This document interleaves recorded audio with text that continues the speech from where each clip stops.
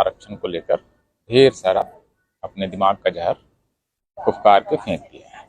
और मुझे उम्मीद है कि आप इस वीडियो को उस बिंद्रा या उसके विचार के लोगों तक पहुंचाएंगे। उन्होंने इस समय आरक्षण को लेकर एक टिप्पणी की है और उनका कहना है कि जो शूद्र है वो शासन करने के लायक नहीं होता है, वो हमेशा वन डाउन रहेगा। यही उसकी स्क्रिप्चर से ऑर्डेंड पोजीशन है, शास्त्रों से निर्धारित उसकी एक पोजीशन है, और इस वजह से वो कभी भी कोई अच्छा काम नहीं कर सकता और नेता तो वो कतई नहीं हो सकता। अभी कोई कह सकता है कि 21वीं सदी में, देखिए जब जहाँ पर मैं हूँ ये हॉलीवुड का इलाका है, कलवर सिटी बिल्कुल पास में यहाँ पर है, जहाँ से एक तरह से हॉलीवुड का स्टूडियो मूवमेंट शुरू हुआ था। और पीछे कलवर होटल है, क्रिसमस की तैयारियां आप देख रहे हैं, मैं अपने चारों तरफ ढेर सारी सजावट देख पा रहा हूँ। ऐसे समय में जब दुनिया एक ऐसे समय में जा रही है जहाँ पर सबको साथ लेकर डाइवर्सिटी और अफर्मेटिव एक्शन का देश है अमेरिका, कोई संस्थान नहीं है, मैं इस समय किसी ऑफिस में नहीं घुसूंगा और उसमें ब्लैक्स और हिस्पैनिक्स और एशियन न मिलें, अगर 20-25 लोग हैं तो ऐसा शायद नहीं हो सकता है। ऐसे समय में जिस समय का अफर्मेटिव एक्शन की इतना चेरिश किया जा रहा है, डाइवर्सिटी को इतना चेरिश किया जा रहा है, उसमें भारत में एक आदमी उठता है और वो ये कहता है कि शूद्रों को राज करने का अधिकार नहीं है, वो अच्छा काम नहीं कर सकता है, उसको निर्देश देना पड़ता है तब वो कोई अच्छा काम कर सकता है। तो ये बहुत ही मतलब आप समझ सकते हैं कि मॉडर्निटी के खिलाफ एक आइडिया है। तो चूंकि क्रिसमस का माहौल है तो मैं आपको और ख़ास करके बिंद्रा को एक उदाहरण के जरिए चीज़ों को समझाने की कोशिश करूँ। इस समय सारी दुकानों में यहाँ पर केक मिल रहा है। अभी एक केक एक आदमी खरीद कर लाता है, मान लीजिए केक। अभी इस केक को उसको मान लीजिए 10 लोगों के बीच बांटना है। केक को बांटना है तो ये हो सकता है कि वो अपने अपनों को दे दे, या हो सकता है कि 10 पीस बनाए और सबसे बड़ा पीस अपने लिए ले ले। तो यहाँ पर एक स्वार्थी व्यक्ति सामने आता है, जो कि दुनिया में हर व्यक्ति है या होना भी चाहिए, उसमें कोई समस्या भी नहीं है। कोई व्यक्ति स्वार्थी है, स्वार्थ में कोई समस्या नहीं है, होना चाहिए। उससे दुनिया बनी है कि मुझे चाहिए, मैं और अच्छा करूँगा, मैं और तरक्की करूँगा, मेरे बच्चे तरक्की करेंगे, मेरा घर बड़ा होगा, मेरी गाड़ी सुंदर होगी, मेरे कपड़े अच्छे होंगे, मेरी कंपनी बड़ी होगी। इसने ह्यूमन सिविलाइजेशन को बनाया है। लेकिन न्याय सिद्धांत क्या कहता है, थ्योरी ऑफ जस्टिस क्या कहता है? मुझे एक केक बांटना है, 10 लोगों में बांटना है, और मैं उसको कैसे बांटूं, if this is the question. इसके बाद, इस प्रश्न के बाद कोई आदमी अगर न्याय के तहत सोचेगा तो वो सोचेगा कि सबको मिलना चाहिए और मुझे थोड़ा अच्छा मिल जाए तो बहुत अच्छा है। लेकिन मैं आपको एक सिचुएशन दे रहा हूँ कि एक व्यक्ति को अगर उस केक को बांटने के लिए दिया जाए कि 10 भागों में बांटो, और तुम्हें पता नहीं हो कि तुमको कौन सा टुकड़ा मिलेगा, ये एक रैंडम तरीके से बाद में तय होगा, तब क्या उसके केक बांटने का तरीका बदल जाएगा? तब भी क्या वो एक केक का टुकड़ा बहुत बड़ा बांटेगा और एक केक का टुकड़ा बहुत छोटा बांटेगा? क्योंकि ऐसी सिचुएशन में उसके पास ऐसी स्थिति आएगी कि एक संभावना या एक आशंका रहेगी कि उसको सबसे छोटा टुकड़ा मिले, तो वो कोशिश करेगा कि केक को बराबर बराबर बांटे, क्योंकि कोई भी हिस्सा उसके हिस्से में आ सकता है। ये पॉलिसी मेकिंग का वो सिद्धांत है जिसको कि जॉन रॉल्स ओरिजिनल पोजीशन कहते हैं। ये ओरिजिनल पोजीशन ये है कि आदमी स्वार्थी होता है, सेल्फिश उसमें वो होता है, लेकिन अगर उसको अपने बारे में और लोगों के बारे में कुछ नहीं पता है, कल्पना कीजिए कि एक बच्चा पैदा हुआ है, दिमाग उस समय उसका साफ है, उस समय उसके पास ये अधिकार आए कि उसके को बांटे, वो कैसे बांटेगा? यहाँ से न्याय सिद्धांत शुरू होता है। ये न्याय का सिद्धांत है और इसके लिए मनुष्य को ये मानना पड़ेगा कि वो लोकतांत्रिक और न्यायपूर्ण है, तभी इसका मतलब है।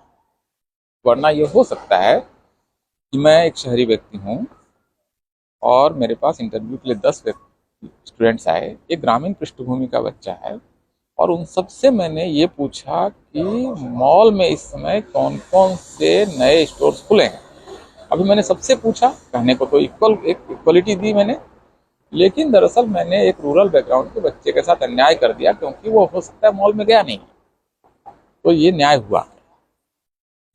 इतनी सी बात समझने के लिए उस जो बिंद्रा नाम का बंदा है, ये उसको समझ में नहीं आ रहा कि अगर आपको एक न्यायपूर्ण समाज बनाना है तो आपको इस बात को इंश्योर करना पड़ेगा कि जो आप जब चीज़ों को तय कर रहे हैं तब आपको एक ऐसी व्यवस्था बनानी पड़ेगी जिस व्यवस्था में आप सबसे पीड़ित हो सकते हैं। अगर भारत में एक व्यक्ति कोई पॉलिसी बना रहा है तो उसको मानना चाहिए कि उसको ये सोच के बनाना ही नहीं चाहिए कि वो सवर्ण है कि, बल्कि उसको ये सोचना चाहिए कि मेरी पोजीशन इस समाज में कहीं पर भी हो सकती है, और कहीं पर भी होगी तो क्या वो न्यायपूर्ण मैं उसके लिए हूँ। मैं एक पॉलिसी बनाऊंगा, क्या मेरा जन्म, अगर मान लीजिए वो बच्चा है, उसने एक पॉलिसी बनाई, एक अभी पैदा हुए बच्चे ने पॉलिसी बनाई, और वो बच्चा मान लीजिए कि दलित परिवार में प्लेस होता है, तो क्या उसके साथ न्याय हो पाएगा? अगर वो ये सोचेगा ओरिजिनल पोजीशन, अगर वो वेल ऑफ इग्नोरेंस का इस्तेमाल करेगा, मैं अपने को एक ऐसे पर्दे के पीछे डाल रहा हूँ जहाँ पर मुझे कुछ नहीं मालूम और मुझे एक नीति बनानी है, तब शायद मैं सबसे अच्छी, सबसे न्यायपूर्ण नीति बना पाऊंगा। हालांकि इस थ्योरी का एक क्रिटिक भी है, जॉन रॉल्स की थ्योरी का, कि हिस्टोरिकल जो इनजस्टिसेस हैं उसका शायद यहाँ पर निदान नहीं हो पा रहा है, और इसके लिए आपको थोड़ा सा अफर्मेटिव एक्शन करना पड़ेगा, थोड़ा सा आपको एक्स्ट्रा देना पड़ेगा। जो हिस्टोरिकली कल्चरल कारणों से, शास्त्रीय कारणों से, धार्मिक कारणों से पीछे हैं, उनके लिए आपको अफर्मेटिव एक्शन देना पड़ेगा। ये अगर आप करते हैं तब आप एक समाज को न्यायपूर्ण बना पाएंगे। तो ये दो आइडियाज, ओरिजिनल पोजीशन और वेल ऑफ इग्नोरेंस, इसको आप बहुत गौर से, मुझे लगता है कि समझने की जरूरत है कि मैं एक नीति बनाऊं, और मेरी नीति ऐसी होनी चाहिए कि मैं सबसे डिसएडवांटेज्ड पोजीशन में भी अगर हूं तो वो नीति मेरे लिए काम करे, तब वो नीति है, तब वो न्याय है, तभी वो थ्योरी ऑफ जस्टिस, वरना वहां पर न्याय नहीं हो रहा है। एक तो मेरे जो पूरा बातचीत है उसका एक हिस्सा तो ये है कि आपके मन में न्याय का विचार होना चाहिए, जो एक कॉन्ट्रैक्ट है, सोशल कॉन्ट्रैक्ट की थ्योरी है कि स्टेट को मैं अपने कुछ राइट्स सीड कर रहा हूँ, बदले में मेरे लिए स्टेट एक ऐसी पॉलिसी बनाए जो सबके लिए और सबसे वंचित के लिए भी उपयोगी पॉलिसी के तौर पर काम आए, तभी वो पॉलिसी। एक तो ये है। दूसरा, जो एक शास्त्रीय व्याख्या दे रहे हैं बिंदा की, हम एक ऐसे समाज में आ गए हैं जहाँ पर चीजें बिगड़ गई, वरना सब कुछ अच्छा था। वो गीता का एक श्लोक का इस्तेमाल कर रहे हैं, चतुर्वर्ण्यम मया सृष्टा गुणकर्म विभाग से। अभी सवाल ये है कि गीता का जो 18वां अध्याय है वो हो सकता है कि एडेंडम हो, क्योंकि वो गीता के बाकी सिद्धांतों से उसमें बहुत फर्क है।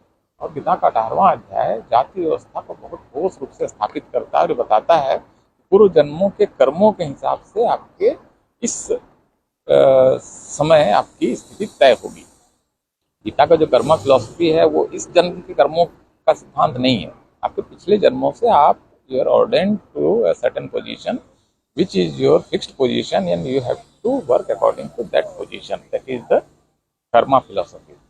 तो ये जो कर्मा फिलोसफी है ये अपने आप में मॉडर्निटी का निषेध है, और इसका कोई मतलब ऐसे है नहीं, लेकिन अगर ये है भी तो गीता के का जो उपदेश दिया गया वो कुरुक्षेत्र में दिया गया, आपको मालूम है, उनके मैदान में। और उस समय कृष्ण अर्जुन को उपदेश दे रहे हैं, उस पूरे मैदान में उस समय आसपास कोई नहीं है, कृष्ण उपदेश दे रहे हैं, अर्जुन सुन रहे हैं, एक तीसरा व्यक्ति है जो लिख रहा है।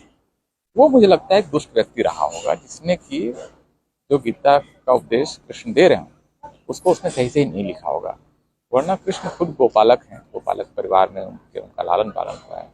वो कर्म करने वाली जातियों को तीसरे पोजीशन में क्यों प्लेस करेंगे?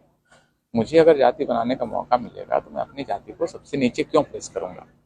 इसका मतलब है कि गीता का उपदेश कुछ और रहा होगा और वेद व्यास ने इसको कुछ और लिख दिया होगा, वरना मैं मान नहीं सकता हूँ कि एक गोपालक समुदाय का व्यक्ति गीता को उपदेश देगा और गोपालक समुदाय को वो तीसरी कैटेगरी में प्लेस कर देगा। ये संभव नहीं है। और गुण कर्म विभाग के साथ अगर वर्ण व्यवस्था थी, मान भी लेते हैं एक मिनट के लिए कि वो पूर्व जन्मों का फल वगैरह नहीं था, जी इसी जन्म में जो कर्म करेगा उसको उसके हिसाब से जाति अलॉट होगी। तो ये अलॉटमेंट कब होता है?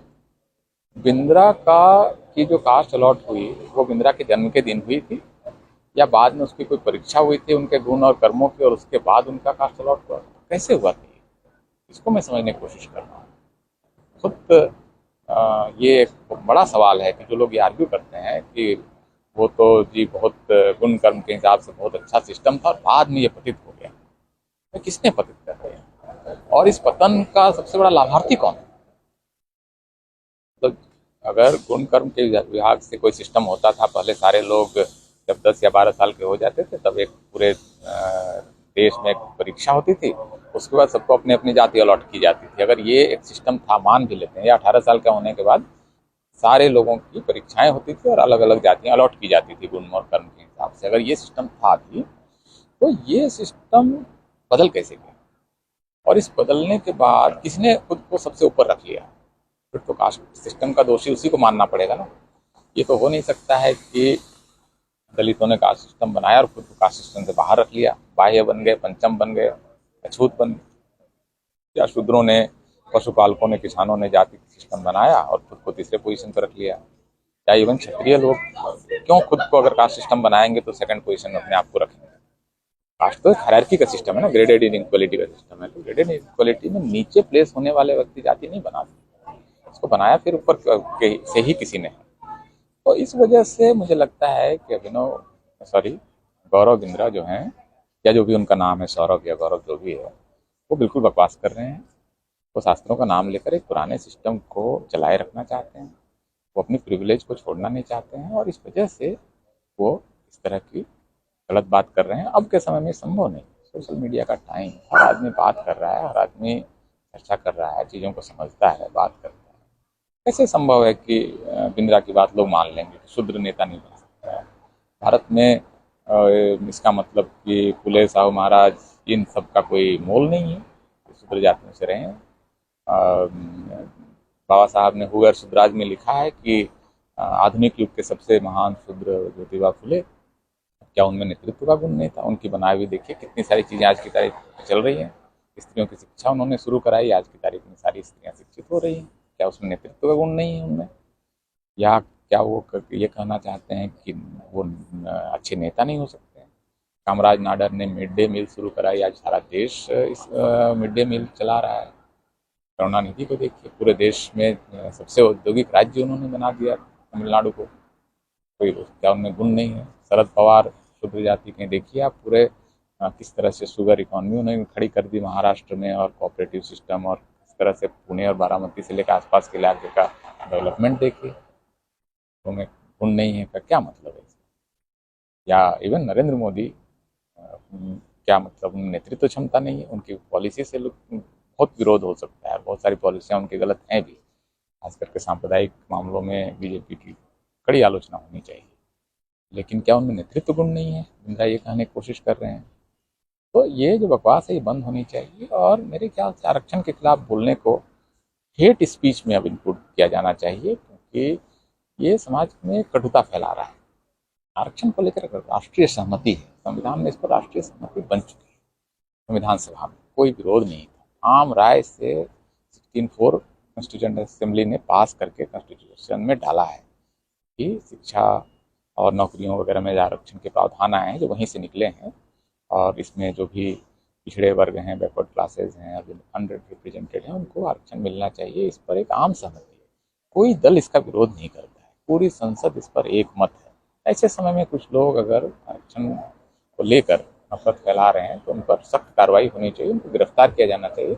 और सुप्रीम कोर्ट में प्रैक्टिस कर रहे हैं, कई हाई कोर्ट में प्रैक्टिस करते हैं नितिन मेश्राम साहब, उनका ये आर्गुमेंट बिल्कुल सही है, और उनके इस राय से मैं सहमत हूँ कि आरक्षण के खिलाफ जो अनाप शनाप बोल रहे हैं उसको हेट स्पीच में इंक्लूड करके कार्रवाई होनी चाहिए, और बिंद्रा को निश्चित रूप से हेट स्पीच के तहत उन पर केस करके उन पर कार्रवाई की जानी चाहिए, कानूनी कार्रवाई की जानी चाहिए।